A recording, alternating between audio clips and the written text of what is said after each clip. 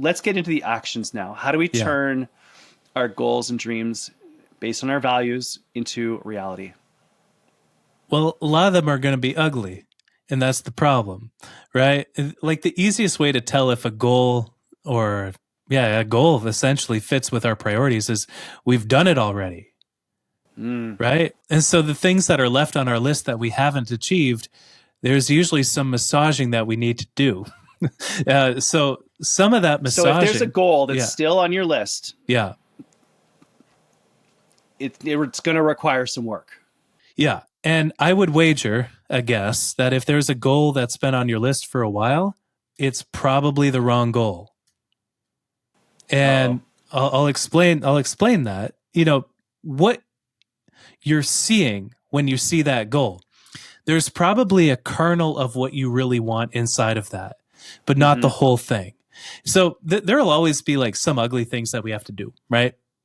Lower your cholesterol. I don't know. You might not want to do that, but you have to get over the aversion to doing that. But then other goals, they require an edit, and oftentimes a heavy edit, so that they're more in line with what we value. So, setting that aside, let's dig into aversion, because aversion is an interesting phenomenon. There's science behind what leads a task to be aversive. And aversion leads to a phenomenon that we all know and love called procrastination. So we feel a sense of aversion when something there's 6 triggers of aversion. And those are when a task is boring, when it's frustrating. So think of doing your taxes, right? They're boring, they're frustrating, they're unpleasant. Far off in the future is the 4th trigger. The further something is, the less we feel compelled to do it. But we feel aversion a bit less when it's far off, but we also aren't motivated. When something is unstructured, we see it as aversive. And when something is meaningless, we see it as aversive. So it's not, in other words, not aligned to our values. So the editing our goals and reviewing them on a regular basis, that allows us to make these incremental improvements to them so they become more in line with our values. But then you have to look at the ugliest things that you have to get done and think, okay, what is actually at play here? Is it boring? Is it frustrating? Is it unpleasant? Is it too far away? Is it unstructured? And then you can look at you can become a surgeon, like a goal surgeon almost, and think, okay, what attributes does this task have that make it aversive? And what strategies can I invest in to overcome that aversion? So we're talking, let's, continue with the analogy of getting in shape. Oh God, taxes. Yeah.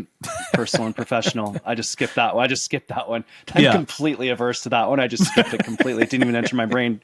Did you Unsolvable. mention taxes? I Yeah. know what you're talking about.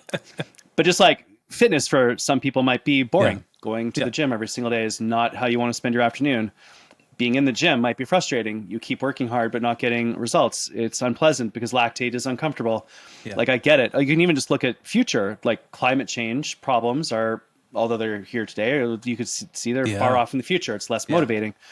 The unstructured piece is really curious because I really see that when I see something that's organized and clear, I'm like, okay, cool. We can do that. Let's go. If it's all over the place, I just get confused and I do nothing. Yeah. And meaningless is absolutely so powerful because if it's meaningful to you, you will do it every single time. If it's not meaningful to you, you will not. My daughter currently has a bit of an injury, and so she needs to train at home a little bit more because she's an athlete. I've been doing her core workouts with her. I normally don't like doing core workouts, even though they're really important for my back. But now that she's asked me to do them, I do them every single time because that is meaningful to me. Yeah. So it's so curious how that... I'm not averse to doing core workouts with my daughter. I actually really love it. It's meaningful to me, which eliminates any procrastination. That's so cool how this plays out. Oh, it's so neat. And even the values. So, Terry Crews, the actor, I remember on a Reddit AMA that he did, somebody asked, what's your secret to going to the gym every day? What's your secret to doing it? And he said, make the gym like a spa. Make it the whole experience spa-like. And if you look at the values chart, that's hedonism. It's one of the most popular values. Yeah. It's pleasure slash. So that even an edit like that can make it more meaningful. But you're exactly right with the unstructured nature. That's such a big trigger of procrastination. It's the first place you should look, frankly. And I think when it comes to our goals, we spend and this might sound counterintuitive, but we spend too much time executing on our goals and not enough time planning our goals. So, Right. maybe the ratio that most of us try to do is 95% executing, 5% planning. That's the wrong ratio.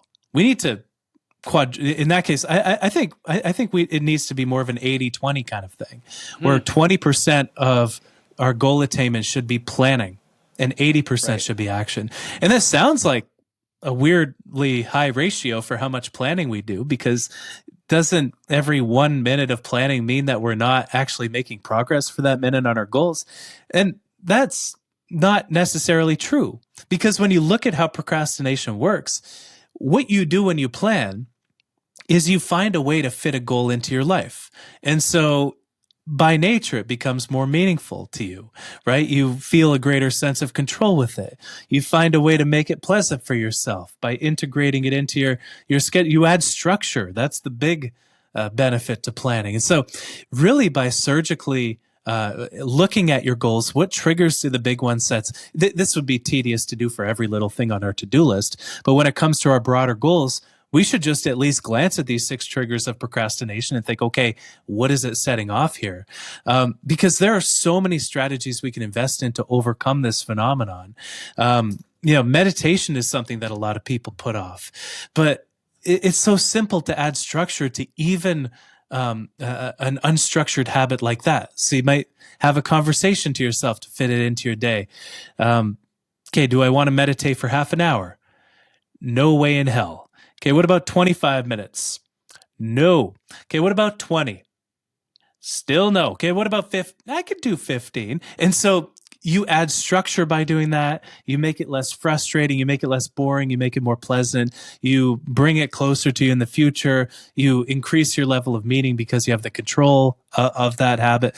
And so there are a lot of different strategies that are more generalizable like that too, that we can use to overcome procrastination and aversion.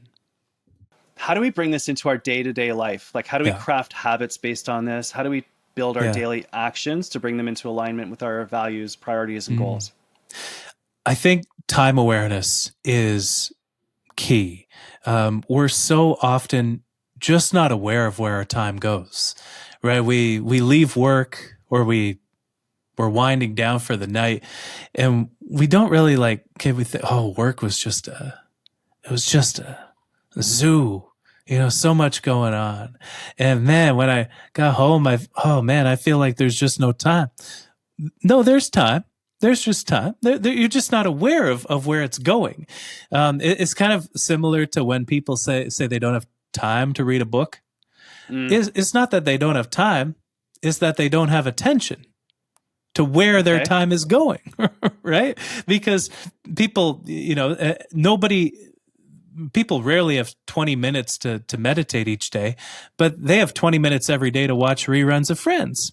And so it's really, upping your level of time awareness. And so having, and it goes back to that idea of our self-reflective capacity, having some reflective loop in our life where we get to think, okay, where did my time go? Tracking your time for a day. It sounds tedious. But the level of awareness you will get from doing this one strategy is absolutely remarkable. It's absolutely remarkable, because even by just observing, I forget the name of the effect, you'd probably know, even just observing where your time goes changes where your time. What's the name of that effect? You know the one I'm talking about, right? I do. Yeah. Where you measure you change what you measure. And it's in psychology too, where you name the condition. Yeah. And I'm blanking on it because you put me in front of everyone. I don't remember, but I don't remember either. Yeah, very, but it has that effect, whatever that effect is called. And so you have the observer effect. Let's just use that as a placeholder name. And you also have the effect of being able to put a reflective loop around the data at the end of the day.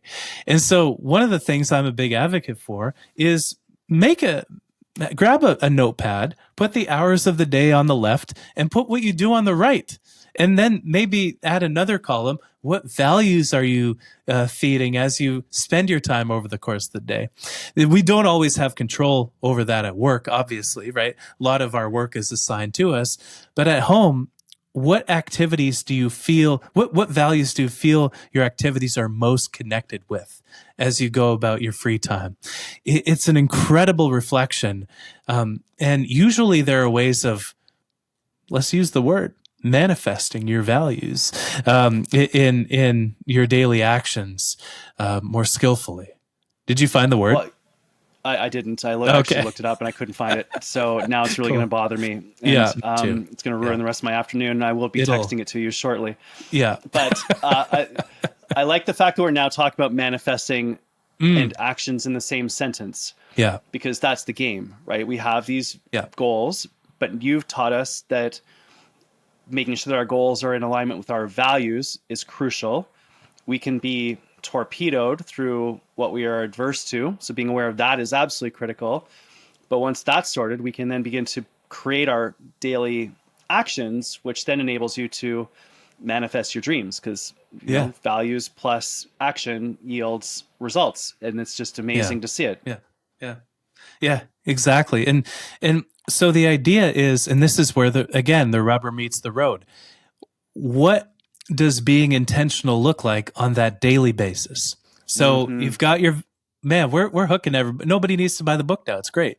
You got your values, you've got your priorities, you've got your goals. I think I mentioned this, but make a list of goals that you review once a week, because then you can edit them over time too, to be more conducive to what you value.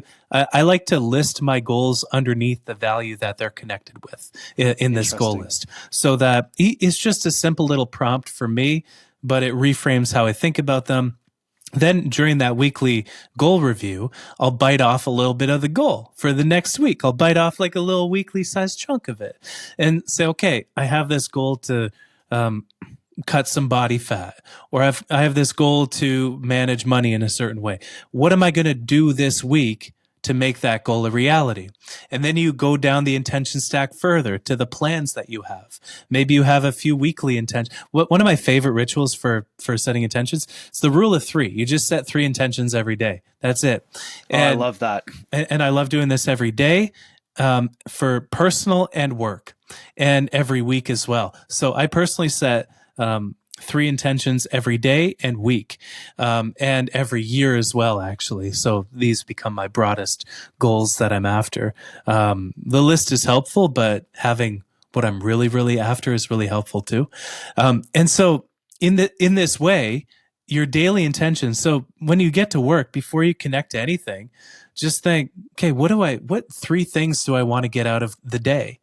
And everything else then gets in the way of those things. These 3 things become your North Star. You'll have to do email and stuff. There's always email and minutia.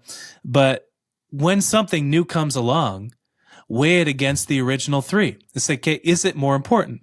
When you start the day with 3 emergencies and a new one arises, okay, is this new thing more important than the original 3? And so when you set these every day, you look to the weekly ones too, and you think, okay, how can I bite off a bit of these? And when you set the weekly ones, you look to your goal list, right? And so and when you edit your goals, they fit with your values. And so it's in this way that you can consider all of the different layers of intention in your life. And through these rituals, you up your level of goal attainment over time in a way that's actually rooted in the research, which is the best part of it all.